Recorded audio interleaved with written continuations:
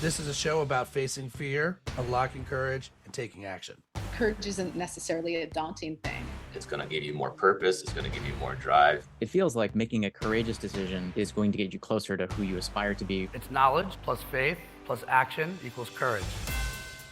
I've changed my major to pre-law, but then the war came along and saved me from becoming an attorney. I might be a lawyer if that been World War II.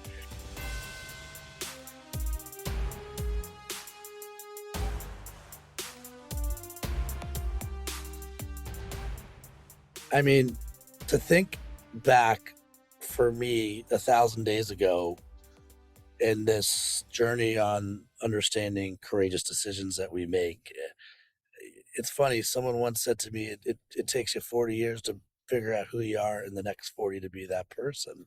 And, I was always curious about, like, how do you unlock people to be more courageous? And here we are 3 years later, and it has gone by in a blink. And we have arrived at the 100th episode of the Courageous Podcast. And we've just had the most amazing people join us. We've had athletes join us. We've had rock stars join us.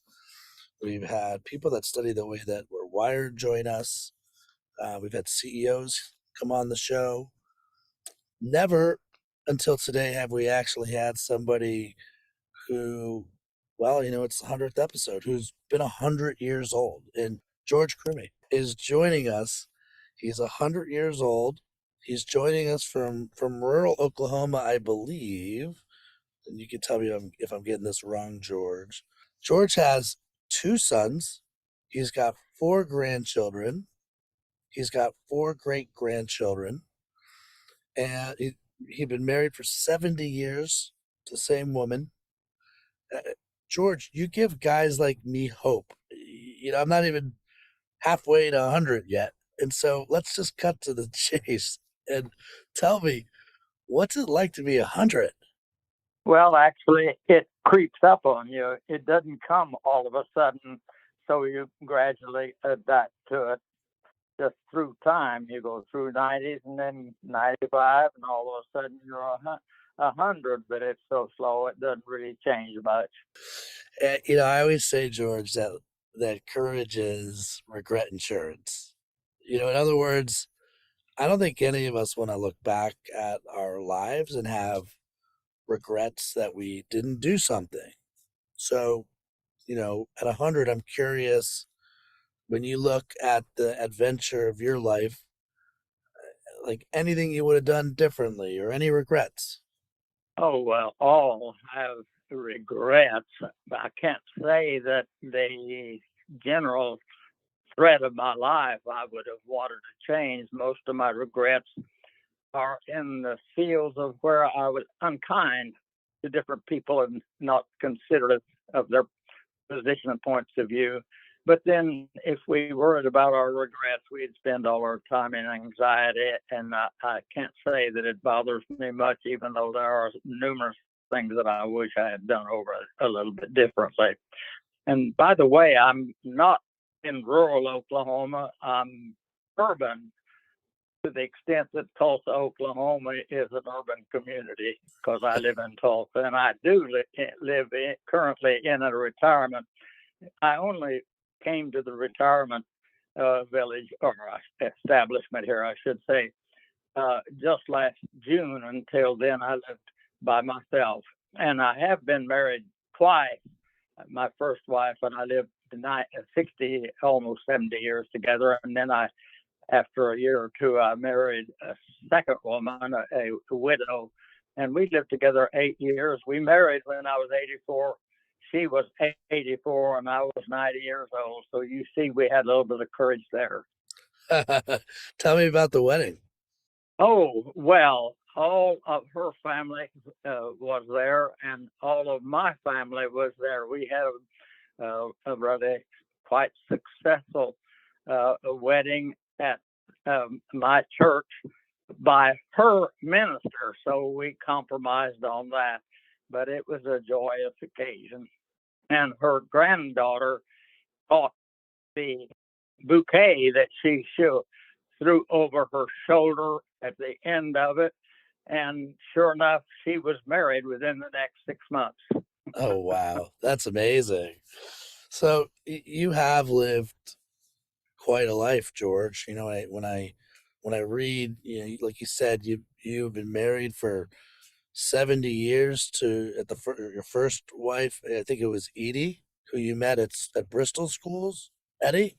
Yes, her her nickname was Eddie, and yeah, we met when she was probably a freshman, and I was just out of the junior, so we had only 1 year of high school, and then I went to college. But we went together from there on. She was really the only girlfriend I ever had. I mean, how did you know she was the one? Well, you don't always find reasons or excuse or whatever. It's just simply that we were attracted one to the other and enjoyed each other and had a very good life together. I mean, married on December 14th, 1941.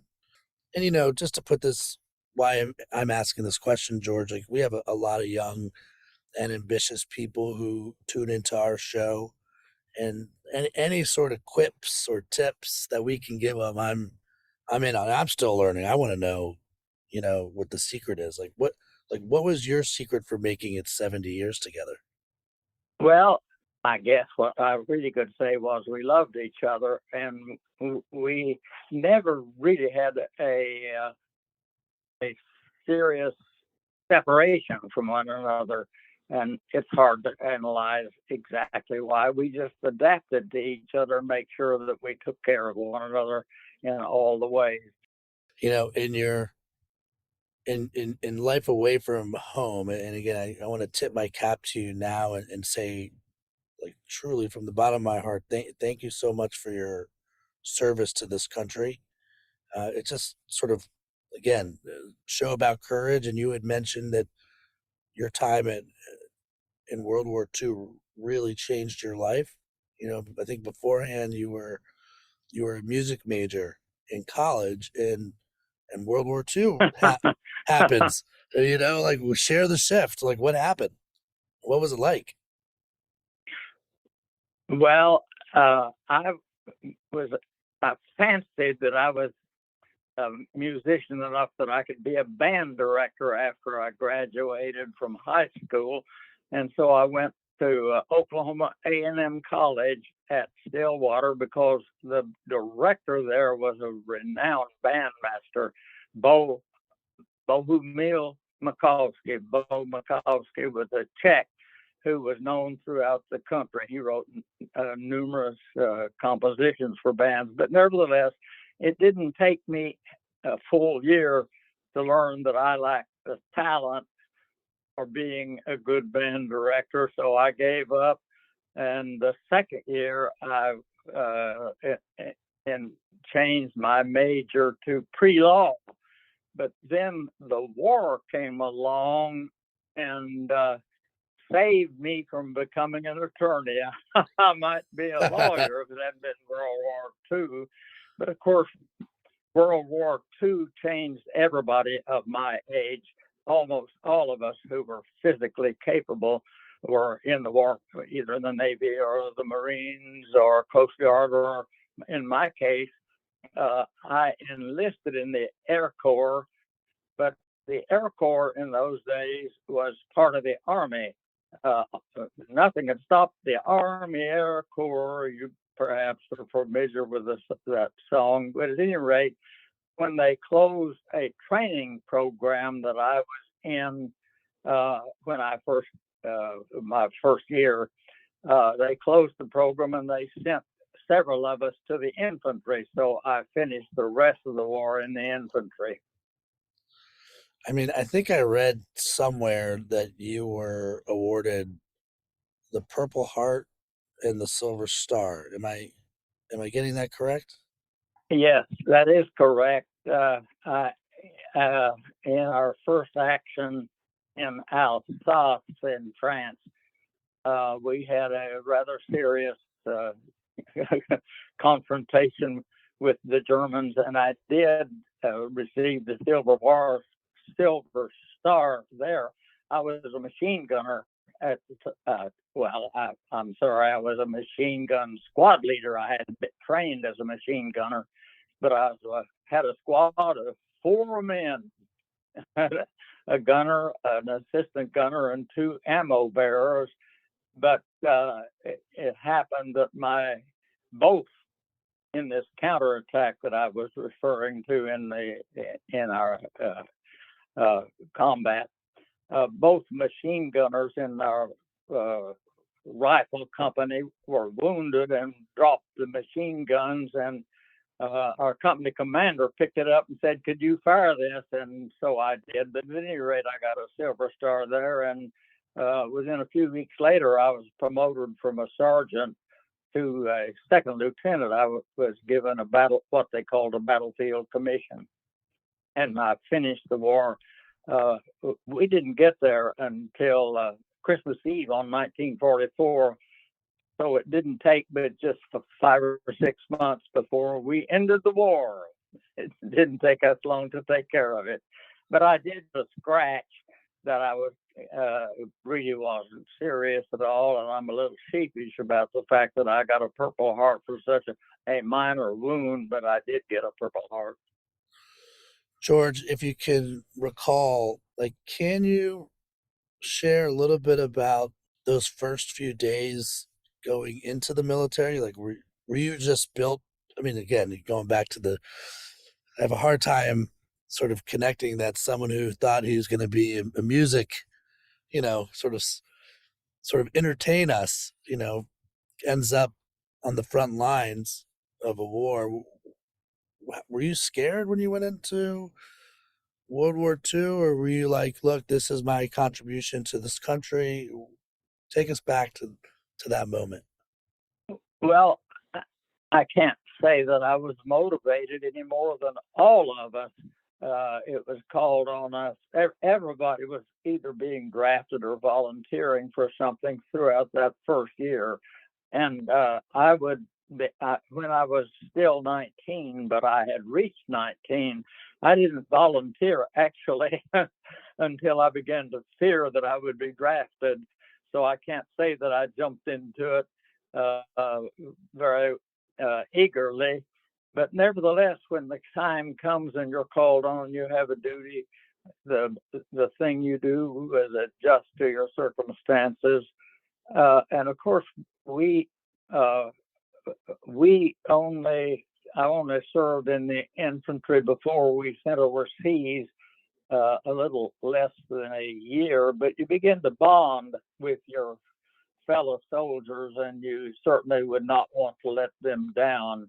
But we met the enemy really only about a week or 10 days after we got to the front lines. The first few days we were on the Rhine, north of Strasbourg, but facing the Rhine, the Germans were across the other side of the river. But then the Battle of the Bulge had started just while we were on the train on our way to the front, and we were too far east to be directly in the Battle of the Bulge, but all of the Third Army moved west to participate in the Battle of the Bulge and thinned the lines so much that the Germans had their very last offensive of the war charging south in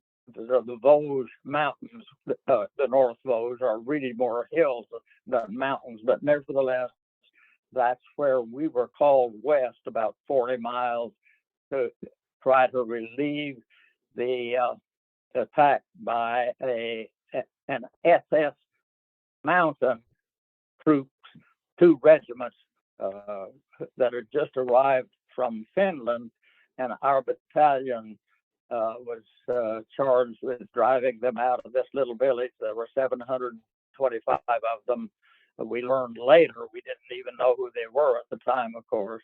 But nevertheless, we were involved in that, and I am always been proud that our battalion got a presidential unit citation for our activity there.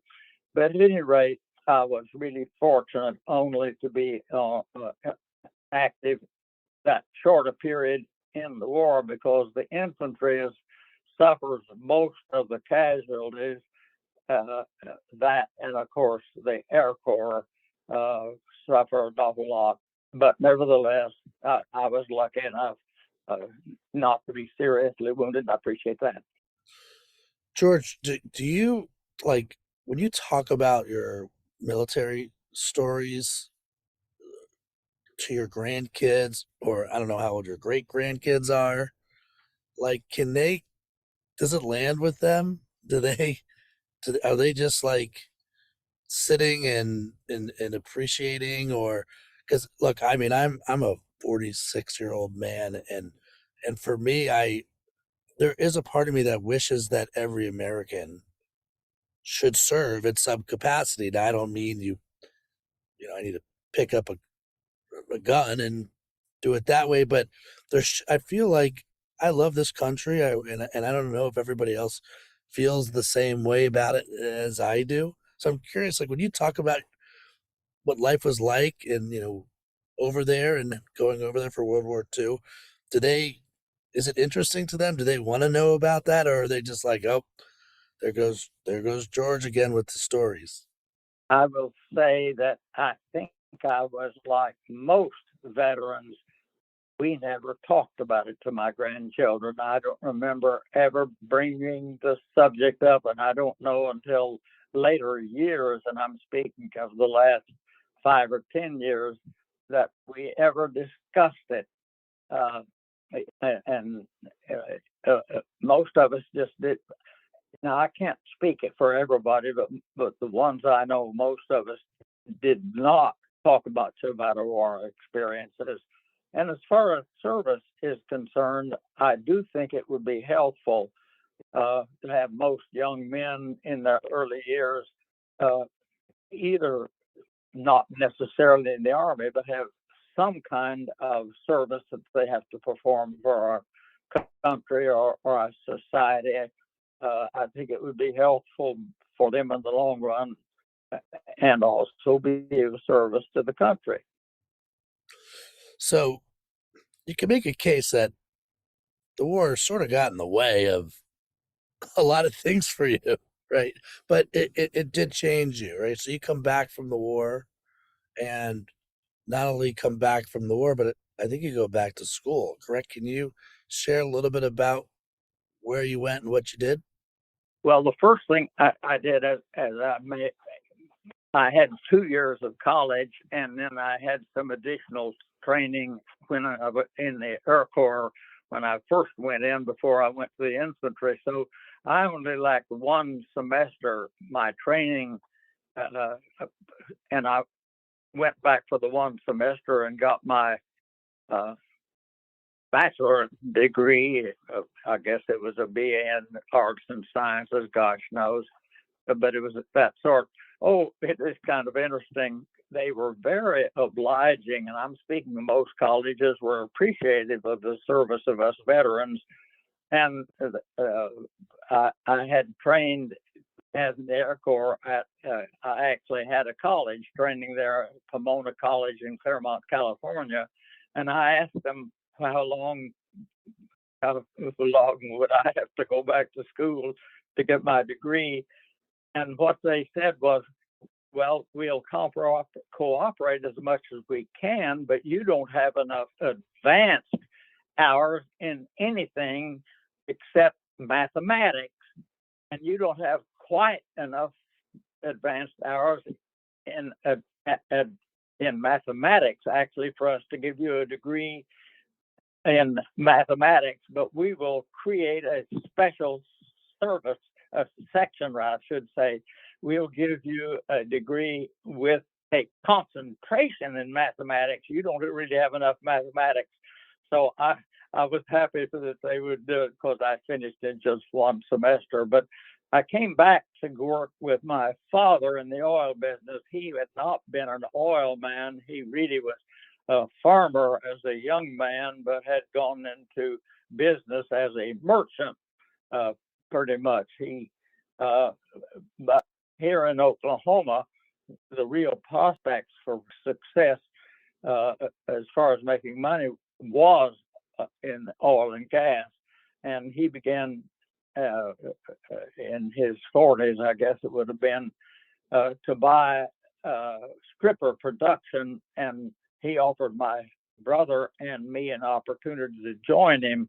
So we came back, and on borrowed money, he didn't have any money to speak of, but nevertheless, on borrowed money, we began to buy and drill and so forth. So my entire business career for the next 50, 60 years was in the oil business. But since I had no background in it, I went to night school here in Tulsa at the University of Tulsa and got a degree, a master's degree in petroleum engineering. And it took me 5 years of night school, and I was working all during that time. So I spent another 10 years and got a doctor's degree in earth sciences, geology. So I'm an educated son of a gun. But nevertheless, I enjoyed going to school, but I kept in business for another 20 or 30 years, whatever, and didn't retire until I guess it was 2013 or 14. But I've been retired almost 10 years now. So you worked up till 90, huh? Yes, I worked till I was 90. I'm hard of hearing, so sometimes I miss what you say, Ryan. Well, I have a tendency to mumble, so I could be better on that side too. But it's funny. My father is 80, and he is not a golf club, type of guy. His hobby. It's funny you talked about. You might have been a lawyer if it wasn't for World War II. My father's a lawyer, and he has his own firm, and I have a sneaking suspicion, and I'm curious to get your take, that it's not just a job for him, it's a hobby. And he enjoys it's family law, and he enjoys trying to help people and do what's right for the family. And that's why there's still joy, and that's why he's still working. As you shift into the family business, in the oil business, is it something that was it a hobby for you? Did it turn into something that was like you love doing it, or? I would hardly call it a hobby because it was so serious. But I did enjoy it. Yes, it's challenging, and not every company made it through all the ups and downs of the oil business, and so the fact that our little company is still there, and my grandson is looking after it, and that's for the last 10 years, say, and he has been able to hold it together even through the hard times. But yes, I enjoyed my career, and I have to say, as far as attorneys, and of course we always joke about attorneys, that's a professional burden to be joked about, but I can tell you, being in business, we appreciate good attorneys, and certainly it is a service, not just in business, but also in all the difficulties that people go through in life, to have a good attorney, so they perform a real service. As you think back to just experiences over your life to date, are there constants that you now recognize? Like you said, I'm sure throughout your 100 years, you've now can sort of spot the realities of there's going to be ups and downs. Is there like a key insight or an observation that you've made that's just a reality of life that you can share with us? I'm not sure that more than just the platitudes and the various things that all of us know, but I would say that one of the real things that I appreciate is the fact that we were fortunate enough, and I think that we conducted our business with integrity, and I'm pleased to be able to look back and never remember anything that we did in our enterprise that we would be unhappy about or dissatisfied with. We had a very successful. We never were very large, but we were successful in our business, and that's certainly a pleasure to look back on. You know, because this is a show about courage, is there a single moment in your life that you believe, maybe not even in the moment, by the way, but when you really look back at it, was there like one moment, like a courageous moment that sort of bubbles to the surface? And by the way, this could be personal life or professional life. I don't know, Ryan, that I could. I wish I could think of something, but I really can't recall any specific event or circumstance that would really fit that. In that sense, I have lived a fairly calm life, filled with lots of challenges. All of our lives are filled with challenges, and certain I can say. I suppose I could say this, that my first wife had dementia and faded away. In both cases, my two wives lived with the long goodbye, because my first wife took about 8 years after she began to suffer from dementia, and I took care of both my wives. Aldine, my second wife, was 84 when we married, and she lived to be 92. Although I had checked our life expectancy because I was 90, and neither one of us was supposed to live more than 4 years according to the statistics, and yet she lived 8 years. The last years, last half dozen years, she was handicapped. So I could say that I did have some courage to take care of them, both of them, as long as they were alive, and I was able to do so.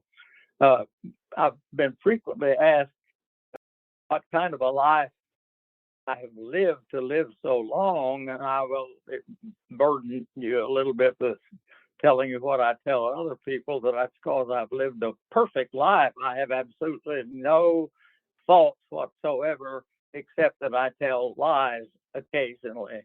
So if you have pays to have a sense of humor, but I think it helps you live a long time. What do you have in store for the next 100 years? Well, I'll be happy to live another year or two. I'm in pretty good health, except for my hearing, which really is a problem. But aside from that, I walk a mile. Well, we claim it's a mile. I have a friend that walks with me, and we claim it's a mile, but it's actually 8/10. But I do some arm exercises. I lift weights too, so I think that definitely has helped me to be in as good shape as I am. And I hope I live another year or two. We just have to see. Well, what do you want us to take away from it all? Is there like, other than it sounds like in the next 100 years, you expect to walk 8/10 of a mile a day and lift some weights. Is there any other thing like, what advice would you give a guy like me that's, if I'm lucky enough, I'm just about halfway through it. What do you have for me? Well, what I will say this is, be ye kind to one another. I think if you'll follow that, you'll have reason to be happy, and being happy, I think, does add considerably to your life. Aside from that, of course, as we all know, we have to meet the various disappointments and challenges that come to all of us, either in our personal relationships, our business relationships, or our health. And we all recognize that a lot of things we have to go through, but you live day by day, but you try to do your best. Well, George, I cannot thank you enough. When I look back at, what I think I know about your adventure here, you're kind of a walking textbook and a movie all in one. I mean, there's honor, there's service, there's legacy, there's at least 2 love stories. I know there's probably more.